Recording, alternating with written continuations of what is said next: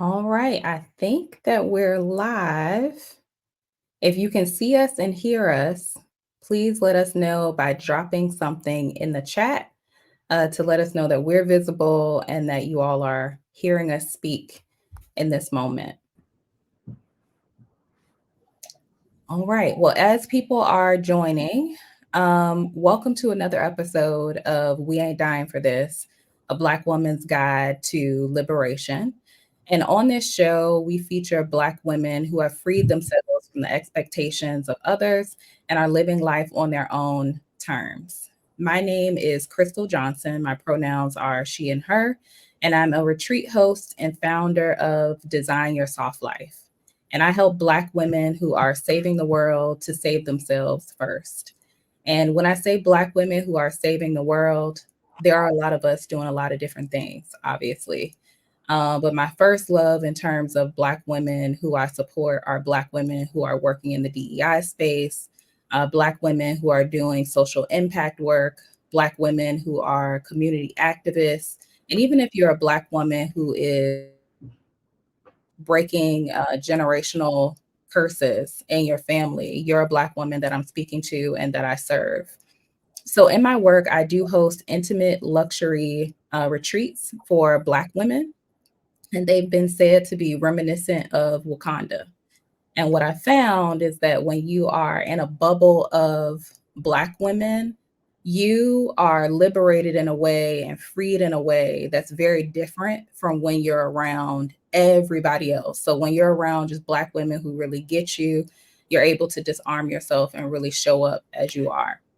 So our next retreat is coming up in August, from August 11th through August 15th. We're going to Cartagena, Colombia, and we are going to be immersing ourselves in Afro-Colombian culture. So if you're interested in that, please feel free to send me a DM on LinkedIn or book a call with me, and I'll give you more information about that opportunity.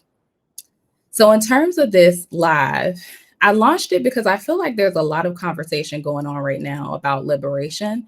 And sometimes that conversation is very binary. It's either this or it's that. So, I created this show to really help people to understand that liberation looks different for everyone. And this week, we're talking about generational wealth as liberation. So, if you haven't already, before I get into introducing our featured speaker today, please show us some love by reacting to the live, dropping in the chat where you're watching from, and sharing with another Black woman that you think might benefit from this conversation. All right, so let's go ahead and jump in. See some comments in the chat. Okay, people can see us. Amazing. Great. Thank you. All right. So today we are talking to Samitria Copeland about generational wealth. And that's wealth, WELLth, as liberation. So welcome to the show, Samitria. Thank you. Thank you for having me. Of course. Thank you for agreeing to be here. Uh, so, for everyone who hasn't met Samitria yet, or you're not following her on LinkedIn, please give her a follow on LinkedIn or on Instagram, Facebook, wherever it is that you're watching. Samitria is the founder of She's a Creator, a health and wellness business based in the growing and vibrant city of Charlotte, North Carolina. She dedicates herself to helping busy women of faith build generational wealth by fostering a more balanced and holistic life. Rooted in her faith, Samitria incorporates spirituality and faith based strategies into her coaching practice, believing that true well being involves nurturing the soul alongside nourishing the body. Her commitment is to empower women globally, advocating for holistic living and fostering a stronger self connection. So I'm excited to get into this conversation. And my first question for you, which is probably a question that everyone is probably wondering, is what is generational wealth, and how does it transform the lives of the women that you serve? Yes. So, generational wealth, when I thought about it, people always think about the money, right? They're always concerned about assets. And I'm like, I started noticing over the pandemic that nobody was really caring about their health and wellness until the pandemic. And so, as we looked at the different things and the different statistics about how healthier people were thriving through the pandemic a lot better, I was like, man, like, as far as our health and our wellness, like, we should be in a better space.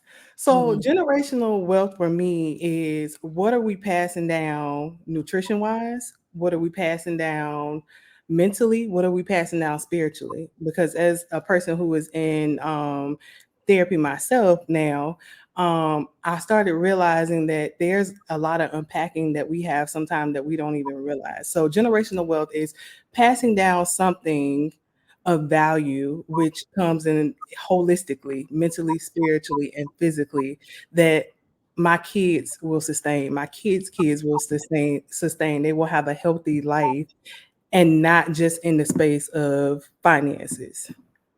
Yeah. Also, each one teach one. Um, Yes. I mean, if you free one person, like you can free so many other people. So Absolutely. I really love this. Can you talk a little bit about, because I know we could probably talk about all the facets of generational wealth for hours. We don't Yes. got a lot of time. We got 30 minutes.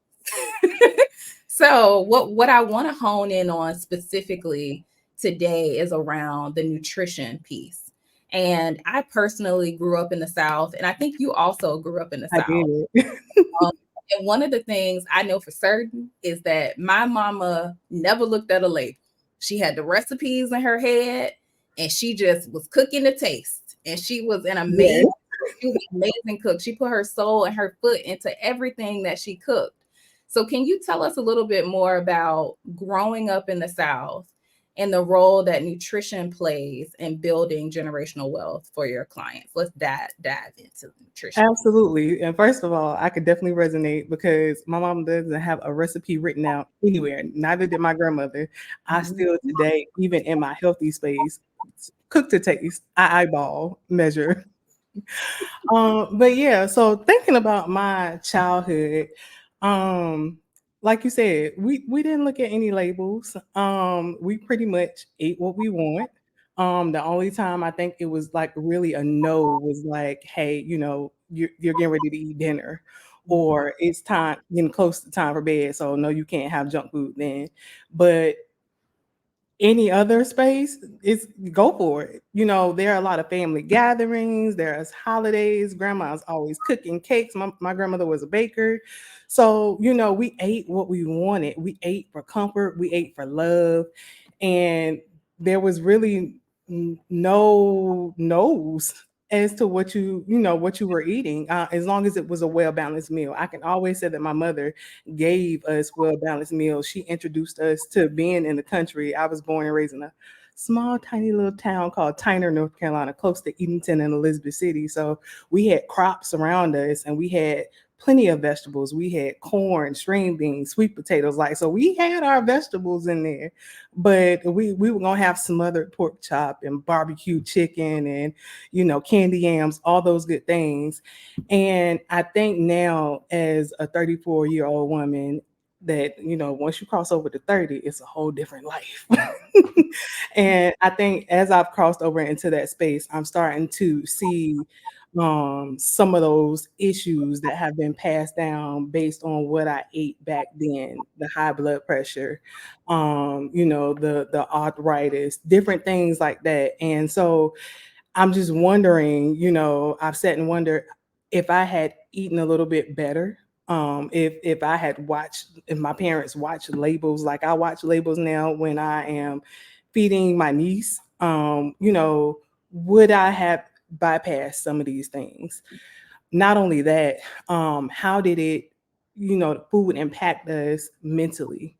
Because it is, gut health is a thing. And so it's like, while we may, oh, you're sad, here you go, here's a snack, here's a cookie, here's some chips or something.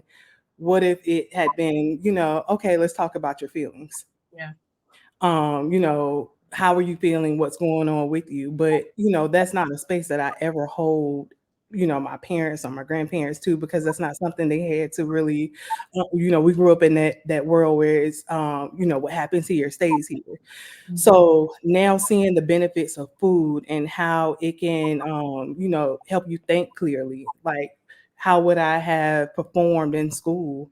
I mean, I was a great student, but would I have performed better? Would I have had clearer thoughts?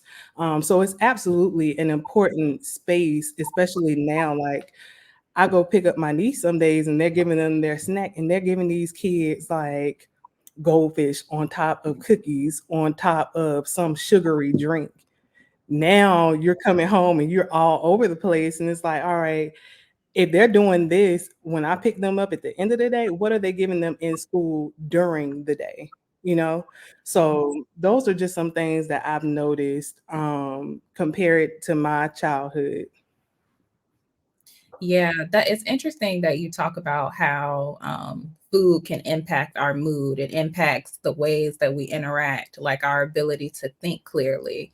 And that's something that we generally never heard growing up. What we would hear is that the things that impact your mood and impact the way that you interact with others, drugs, alcohol, like those are the two things. And Right. we don't even realize, and some people still don't realize that the food that you put into your body is really impacting the way that you show up every day. Sugar And the is the worst drug.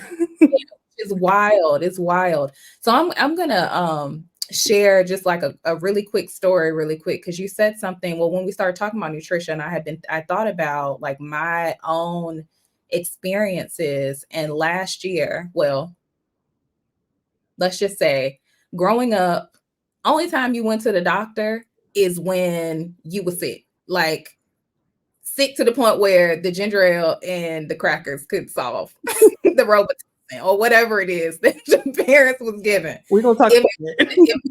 that wouldn't solve it and laying down and taking a nap wasn't going to solve it, then that's the only time you really ever went to the doctor. I personally and my parents did not have insurance for me. And like you said, I don't blame them for that. Like they had what they had available, the resources they had available to them. They did what they could do. Right.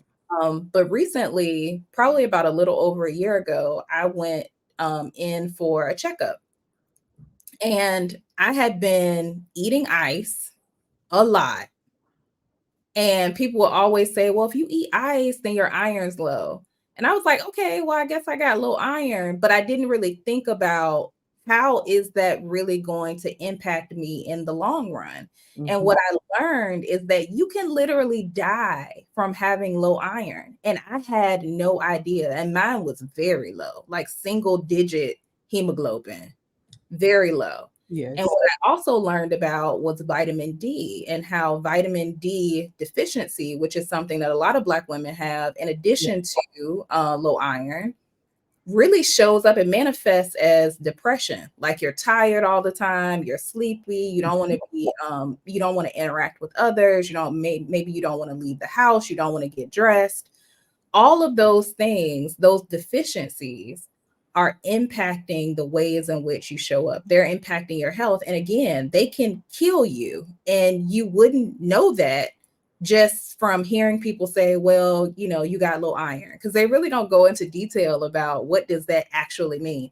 So Right. whenever I see a Black woman specifically eating a bunch of ice, I'm like, girl, do you have low iron? And she'll be like, yeah, the doctor told me I had low iron like 10 years ago. And I'm like, girl, you need to take some iron. So, I mean, I personally take Black girl vitamins. They have been very helpful to me. I am not a doctor, not a physician. That's just something that I personally take that has really helped me over the last year and a half or so, just to feel more present, for my mind to feel more clear. And I don't even, as someone who used to crave ice all the time, I don't even eat ice anymore. There's even times where I don't even put ice inside of my drink because my iron is at a healthy level. Right. No, listen, I completely resonate. That is definitely an issue that I have struggled with. And we go through our girly things, and so that is definitely one of the reasons why. And low iron comes with your hair starts to get frail, so does Mhm. your nails. Yeah, like you said, I remember like when I first started realizing as an adult that it was something that I was struggling. Like, why am I laying on the like I'm laying on the floor? Like I can't get up. Like what is going on? Um, and like you said, Mhm. going to the doctor, they tell you these things, and they're like, "Hey, let me give you a pill." And so I got to the space, which is one of the reasons why I got into health and wellness, where like, no, I don't want to take a pill. I saw my parents take pills, my grandparents. I don't want to take pills all my life. Like I want to naturally do something that is not going to cause be a cause and effect for something else. So I started doing research on how can I help my body? How can I fix this thing or make it better without? And that is one of the ways I started learning that food is medicine.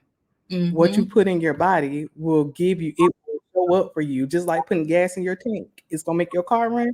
Putting good food in your body is gonna make everything that is wrong in your body, it's gonna turn it around. I'm not saying it's gonna be perfect. I'm not saying it's gonna heal every illness, but it absolutely will help to make a transition to a better space for you. Yeah, totally. And you mentioned something else. I want to say that your nails, like when your iron is low, like my nails used to peel back at the Mhm. ankle. I used to have so many hangnails because my iron was so low. And now, as you can see, I don't have that peeling back anymore. It healed very well after making sure that my iron was at a healthy level. So that's just another thing, folks. If you're listening, and that's another way that it manifests, that you might know that you may have low iron, if you and you may want to go speak to your doctor. Okay. Right. Oh, go ahead. Oh, I was gonna say one more thing. So even, like when it comes to some of the issues that we have, going on with our body, like even when we were younger, you were talking about the deficiencies and everything. When we are eating some of these foods, when we're eating, so like you said, I remember going to Sonics and what else did they have? Like going to 7-Eleven for all the people who are in the 7-Eleven areas, getting Slurpees and stuff like, oh, I need this. I need one every day. When you're eating these type of foods and you're consuming these type of things, you don't even realize that you have deficiencies, and it's hard because you're eating things that you like, right? You're eating things that make you feel good, so it's hard for you to really know that, okay, my body is telling me something, because your body will talk to you. It will tell you what it needs. It will tell you that something is not right. So that is another reason why it's very important to be aware, self-aware of what you eat and what you're consuming. So, what are some changes that folks can implement to support fostering better nutrition for themselves? So everybody, when you think about being healthy, first of all, people think about salads. Salads are are not just the one Definitely, healthy thing. you're a rabbit. If you're healthy, you gotta be a rabbit. Come on. That does not make you healthy because you ate a salad. Because I've went to several places and seen people get salads, and they put so many items on the salad that it's not even a salad anymore. So one thing I like to say is you don't have to take out, you don't have to get rid of everything that you're currently eating, right? Because people like to think, oh, if I take this away, I'll lose weight. If I take this away, I'll feel better. Sometimes it's just if you change it up. So, for instance, burgers, right? If you like a burger is your favorite thing. There are so many ways to do a burger. There are impossible burgers. There are plant-based burgers. So you have impossible burgers, beyond burgers, you have black bean burgers, lentil burgers. Like you have burgers that you can make out of so many other things aside from, just a regular meat. Or you have turkey. Just maybe not taking in those very fatty meats. Like maybe you don't do beef, or maybe you do a more lean meat like bison. Trying out different things and just seeing what your palate likes and how your body responds to it. Or maybe if you get your burger, maybe you don't fill it up with a million things. Maybe you throw your veggies on your burger, put some lettuce and tomato up there. So it's about how you dress it up. It's about how you how you make it look, how you make it taste. Sometimes we don't need all those condiments. You don't need all the condiments on the on the condiment aisle on that burger. So sometimes it's just about changing items out. I'm a big label reader. I'm a big ingredient reader. When I go to restaurants can absolutely change anything you need them to change. They like to act like they can't, but they can. I've worked in a restaurant. So you might say, all right, I want this again, this burger, but I want it this way with this item. They can do that. Or for all my Starbucks lovers, I know we got some in this chat. I know we do. I'm not a big Starbucks fan, but when I do have Starbucks, I absolutely can have it. I'm lactose intolerant. I right now I am fully plant-based, but I usually do a 80-20 plant-based. And so when I go to Starbucks, I'm looking for, all right, this is what I want, but I need you to change it over to plant-based milk. I need you to take a few of those pumps of syrup out because I don't need all of that.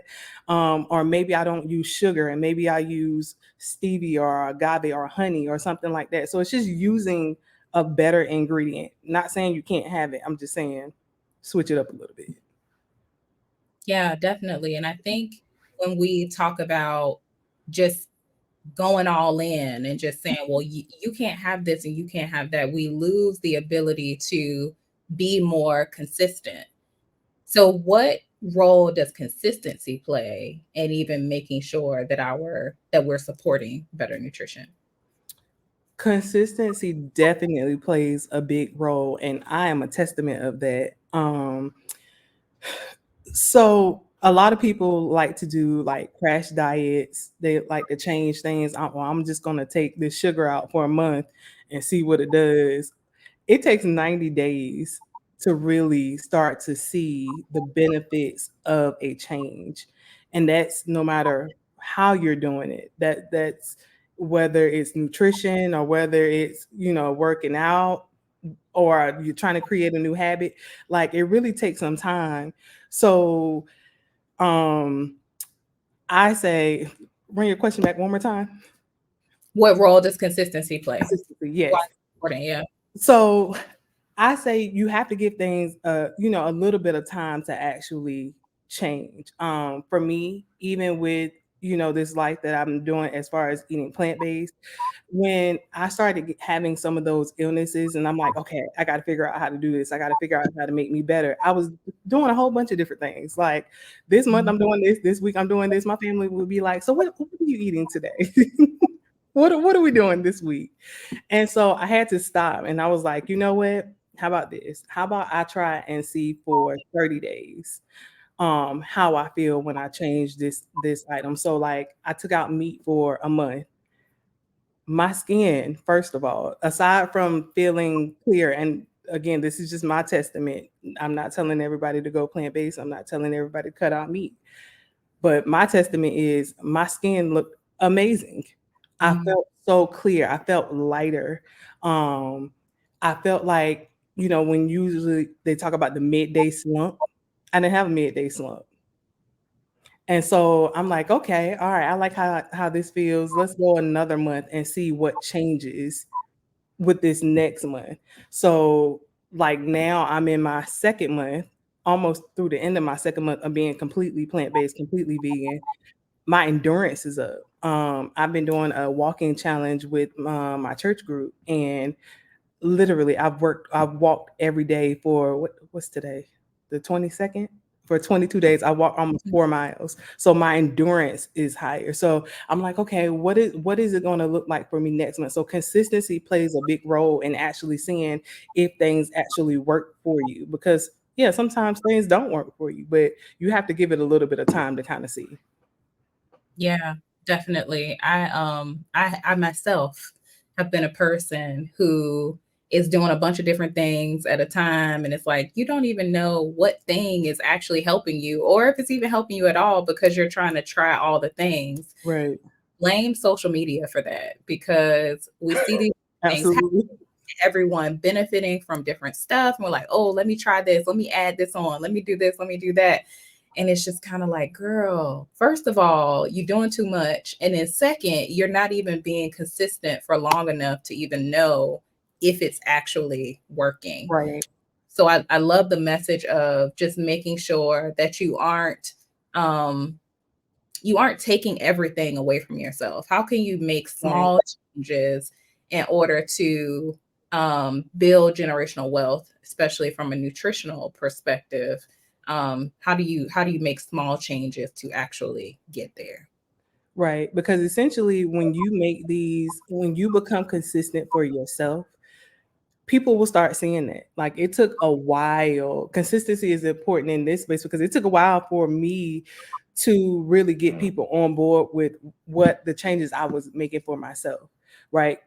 Being raised in the South, being raised in a Southern family and friends, and they're like, "Oh, you not eating our food? You don't want you don't want none of this? Oh, we're going to the restaurant. Oh, you don't want to eat? Yeah, so no, I have some dietary changes that I have to make for me. And so when I started being consistent with it, everybody started to notice. They started to know. So now when I come around, they're like, oh, well, I got you this, or, I took a little out for you because they saw me being serious about the commitment for myself. So that consistency showed everyone what I was doing. So now not only am I showing my family and my friends, but like I said, in the long run, me being consistent will be easy for me to translate to other workspaces or to my kids or just anywhere I go. People will see me as authentically being consistent and showing up the way I said that I was for myself. Yeah. Yeah. I love that your family has been supportive in that. And congratulations on 22 days of 4 miles of walking. That's Thank you. That's really awesome. I feel inspired right now. Again, Um, consistency, pushing myself to a different place yeah, because I was already walking, so it's like I can't keep walking at the same pace, but that's another story for another time. definitely.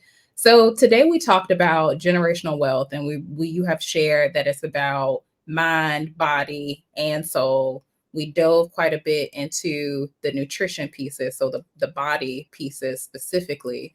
But if our audience wants to learn more from you, whether it's around nutrition, whether it's around mental health, or any other aspects of generational wealth, where can they find you online? Well, you can start at my website, she'sacreator.com, or I am on Facebook and Instagram as She's a Creator as well. And then I'm here on LinkedIn, newly She's a Creator. So I'm on all of those Ew, platforms. we got Yes, our own me thing. on LinkedIn space. Welcome to the space. Thank And thank you. you for contributing to this conversation. I have really enjoyed our Absolutely. conversation. I'm sure those listening, whether they're team live or team replay, have also enjoyed the conversation. So I'm excited to return next week, next Thursday, same time, same place, where we're going to be talking to Draysher Whitfield. She is the marriage realtor, and Samitria knows Draysher because they're friends, kind of like besties. And Draysher is actually my long lost, newly found cousin. So she has a lot to share, and we're going to be talking about self love as liberation. And Mm. what you'll notice about a lot of these episodes is that we go back. Like we try to see like where did all these things start like in childhood, where did we pick up these habits or these beliefs, to try to talk through how folks have liberated themselves from those spaces based on what they've learned or experienced growing up as kids. But so excited to have that conversation. So grateful to have had you on the show tonight, Samitria, and so grateful Thank that, you so much. of course, everyone who is listening live and who's going to listen on the replay. We'll see you again next week. Bye, everybody.